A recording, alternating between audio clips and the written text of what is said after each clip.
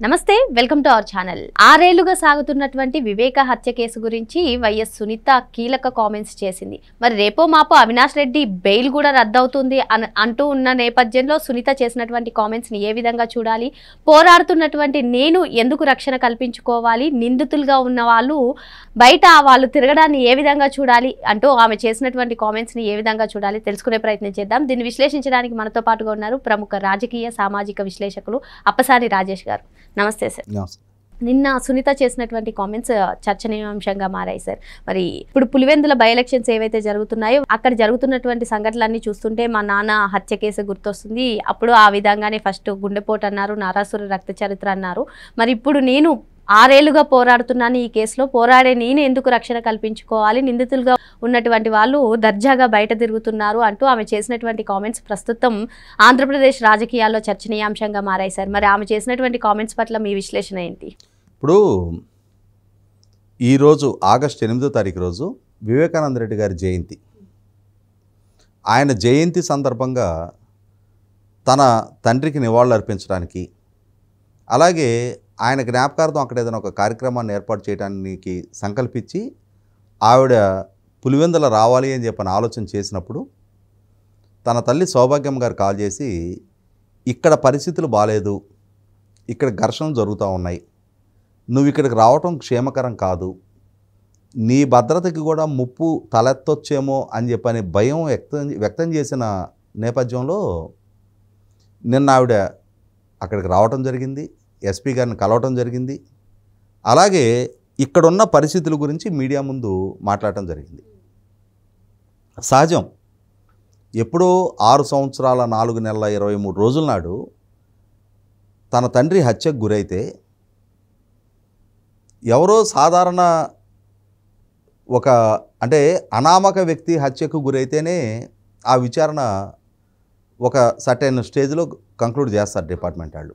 అట్లాంటిది చనిపోయిన వ్యక్తి, హత్య గావింపబడ్డ వ్యక్తి హై ప్రొఫైల్డ్ పర్సన్, ఒక మాజీ ఎంపీ, మాజీ ఎమ్మెల్యే, మాజీ ఎమ్మెల్సీ, ఒక మాజీ ముఖ్యమంత్రికి స్వయాన తోడబుట్టిన తమ్ముడు, నాటి ప్రధాన ప్రతిపక్ష నాయకుడు, తర్వాత రోజుల్లో ముఖ్యమంత్రిగా బాధ్యతలు చేపట్టిన వ్యక్తికి స్వయాన చిన్నాన్న, అంతటి హై ప్రొఫైల్డ్ వ్యక్తి 6 సంవత్సరాల 4 నెలల క్రితం హత్య గావింపబడితే ఇప్పటికీ ఆ కేసు విచారణ స్టేజ్కి రాలేదు అని అంటే,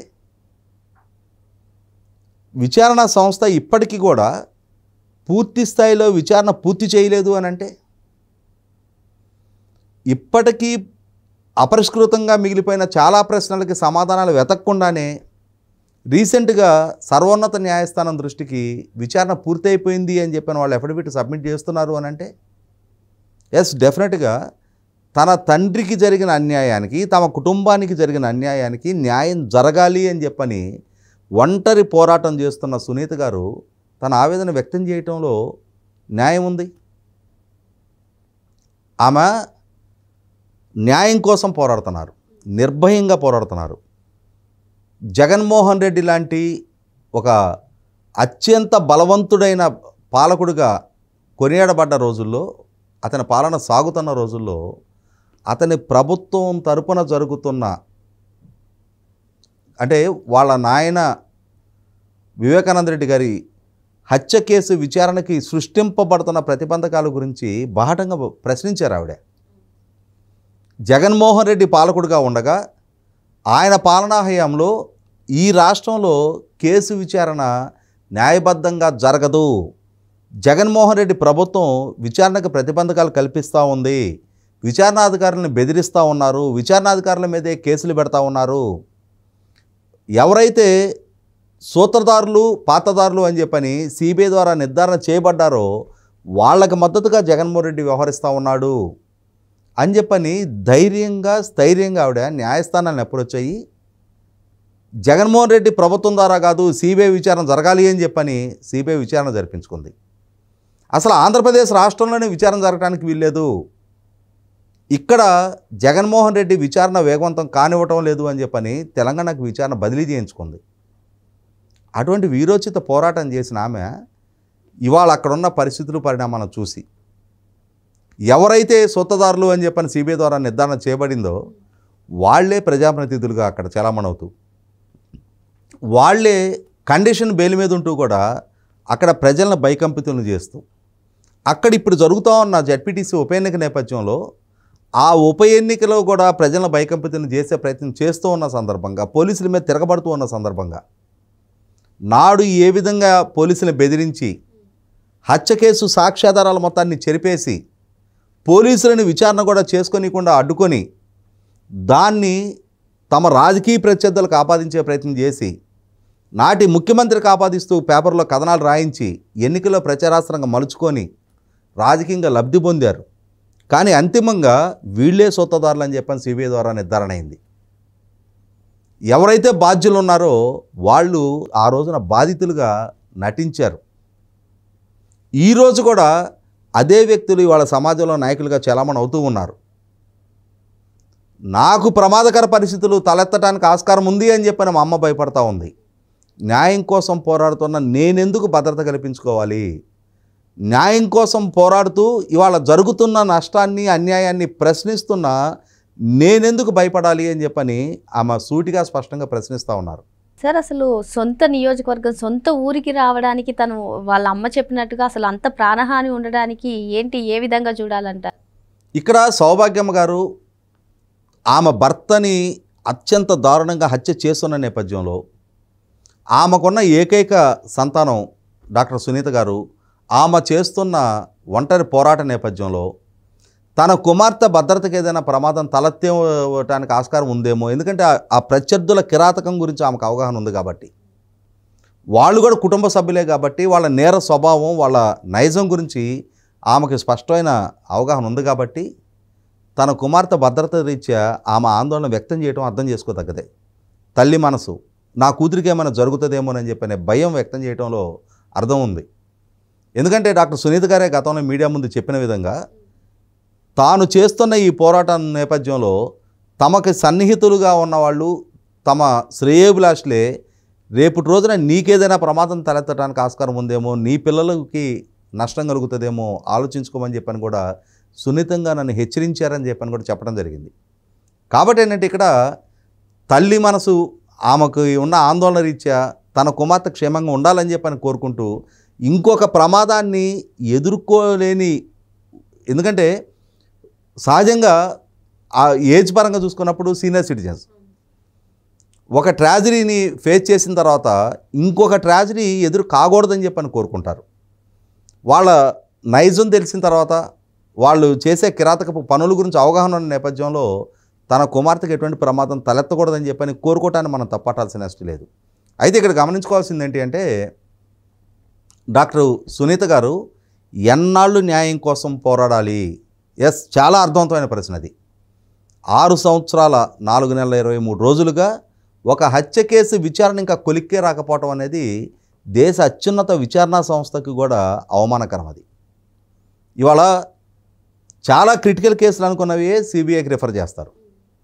సిబిఐకి రిఫర్ చేసిన కేసుల్లో 6 సంవత్సరాల పాటు వాళ్ళ ఆ కేసునే ఒక కొలిక్కి తేలేకపోతే ఆ కేసులో అక్యూజ్డ్గా ఉన్న వాళ్ళు ఇవాళ ప్రజా జీవితంలో రాజకీయాల్లో కొనసాగుతా కీలక పదవుల్లోకి వస్తూ ఆ పదవులను అడ్డం పెట్టుకొని సాక్షుల్ని బెదిరిస్తూ, ఎందుకంటే ఇక్కడ కళ్ళ ముందు స్పష్టంగా కనిపిస్తూ ఉంది, అక్యూజ్డ్గా ఉన్న దేవిరెడ్డి శివశంకర్ రెడ్డి కొడుకు డాక్టర్ చైతన్యారెడ్డి అతను మెడికల్ క్యాంపు పేరిట జైల్లోకి ఎంటర్ అయ్యి దస్తగిరిని ఏ విధంగా బెదిరించింది, ప్రలోభ పెట్టడానికి ప్రయత్నం చేసింది చూసాం మనం. స్పష్టమైన సీసీటీవీ ఫుటేజ్తో సహా దొరికిన తర్వాత చైతన్యారెడ్డి మీద ఆనాటి అతనికి సహకరించిన జైలు అధికారుల మీద కూడా కేసులు నమోదు చేసి విచారణ చేపడతా ఉన్నారు. కానీ ఇప్పటి వరకు ఆ కేసు కూడా ఒక కొలిక్కి రాలా.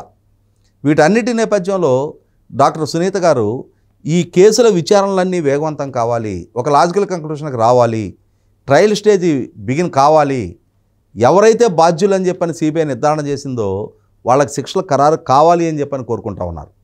ఇటువంటి వ్యక్తులు ప్రజా జీవితంలో కొనసాగడానికి వీల్లేదు అని చెప్పని ఆవిడ ఆశిస్తూ ఉన్నారు. ఆమె ఇంకొక అంశం కూడా చెప్పారు. హత్య సంఘటన అంటే గతంలో చెప్పారు, ఇప్పుడు కూడా చెప్పారు. హత్య జరిగిన రోజున ముందు దాన్ని సహజ మరణంగా ప్రచారం చేశారు, తర్వాత తెలుగుదేశం నాయకులకు ఆపాదించే ప్రయత్నం చేశారు. సహజ మరణంగా ఎవరైతే ప్రయత్నం చేశారో వాళ్ళే అది హత్య అని చెప్పి నిర్ధారణ అయిన తర్వాత అక్కడ స్థానిక తెలుగుదేశం నాయకులు సతీష్ రెడ్డి, బీటెక్ రవి గారు, అలాగే నాడు మంత్రిగా ఉన్న జమ్మలమడుగు శాసనసభ్యుడు ఆదినారాయణ రెడ్డి గారు, వీళ్ళ ముగ్గురు పేరిట వీళ్ళ ప్రమేయంతో ఈ హత్య జరిగింది అని చెప్పని కంప్లైంట్ ఇవ్వమని చెప్పని ఆమె దగ్గర కంప్లైంట్ రాసుకొని వచ్చారు. అది చూసిన తర్వాత ఏ విధమైన ఎవిడెన్సెస్ లేకుండా వాళ్ళ పేరిట కంప్లైంట్ ఇవ్వడానికి ఆమె సిద్ధపడలా. ఈరోజు నాడు ఎవరైతే అవినాష్ రెడ్డి ద్వారా సతీష్ రెడ్డి పేరు ప్రస్తావన చేశారో ఇవాళ అదే సతీష్ రెడ్డి, అవినాష్ రెడ్డి కలిపి రాజకీయం చేస్తూ ఉన్నారు. ఇవాళ వాళ్ళిద్దరూ కలిసి అక్కడ స్థానిక పోలీసుల మీద దౌర్జన్యం చేస్తూ ఉన్నారు, బెదిరిస్తూ ఉన్నారు. ఇదే అంశాలను ఆమె ప్రస్తావించింది. అంటే ఆ రోజు సతీష్ రెడ్డి మీద కేసు పెట్టమన్నారు. సతీష్ రెడ్డి మీ రాజకీయ ప్రత్యర్థి కాబట్టి, ఇవాళ సతీష్ రెడ్డి మీ పక్కన ఉన్నాడు కాబట్టి మీరు ఇరువురు కలిసి రాజకీయం చేస్తూ ఉన్నారు. ఈ అవకాశవాద రాజకీయాల గురించి కూడా ఆమె పదే పదే ప్రస్తావిస్తూ వస్తున్నారు. 100% మొన్న అసెంబ్లీ ఎన్నికల ముందు ఎన్నికల ప్రచార సందర్భంగా కూడా షర్మిల గారు, డాక్టర్ సునీత గారు పులివెందుల గడ్డ మీద బహిరంగ సభలో ప్రసంగిస్తూ పులివెందుల ఆడబిడ్డలం కొంగుజాచి న్యాయం కోసం అర్థిస్తున్నాం, మాకు న్యాయం చేయండి అని చెప్పని మాకు న్యాయం అంటే వాళ్ళు కొంగు చాచి న్యాయం కోసం అర్థించారు. నాడు వీళ్ళ విజ్ఞప్తులను పులివెందుల ప్రజలు పరిగణలోకి తీసుకోలే. కానీ వీళ్ళ విజ్ఞప్తులను పరిగణలోకి తీసుకోకుండా అవినాష్ రెడ్డిని, జగన్మోహన్ రెడ్డిని గెలిపించిన ఇవాళ ఎన్డీఏ కూటమి ప్రభుత్వంలో కీలక స్థానంలో ఉన్న బీటెక్ రవి తన సతీమణిని అక్కడ స్థానిక జడ్పీటీసీ అభ్యర్థిగా పోటీకి నిలబెట్టిన నేపథ్యంలో ఇవాళ ప్రభుత్వంలో కీలకంగా ఇన్ఫ్లుయెన్స్ కలిగిన బీటెక్ రవి ప్రజలతోటి నిత్యం మమేకమై ఉండే నాయకుడు కావటం వల్ల అతనికి అండగా నిలబడిన పక్షంలో అసెంబ్లీకి అడుగుపెట్టిన జగన్మోహన్ రెడ్డి వెనక ర్యాలీ అవ్వటం కన్నా ప్రభుత్వంతో పరపతి కలిగిన బీటెక్ రవి వెనక అండగా నిలబడిన పక్షంలో రేపటి రోజున తమ సమస్యలకి, తమ ప్రాంత అభివృద్ధికి బీటెక్ రవి తోడ్పడగలుగుతాడన్న ఒక నమ్మకంతో పులివెందుల ప్రజలు కూడా బీటెక్ రవి వెనక ర్యాలీ అవుతున్నారు. 100% పులివెందుల ప్రజలు ఒకనాడు కొంగుజాచి అర్థించిన శర్మ గారికి, సునీత గారికి దక్కించని న్యాయం ఈ జడ్పీటీసీ ఉప ఎన్నిక ద్వారా అయినా సరే అక్కడ జగన్మోహన్ రెడ్డి, అవినాష్ రెడ్డి పట్ల వాళ్ళ వ్యతిరేకతను చాటడానికి ఇది ఒక అవకాశంగా కనిపిస్తూ ఉంది. ఓకే సార్, మరో అంశంతో మళ్ళీ కలుద్దాం. Thank you sir.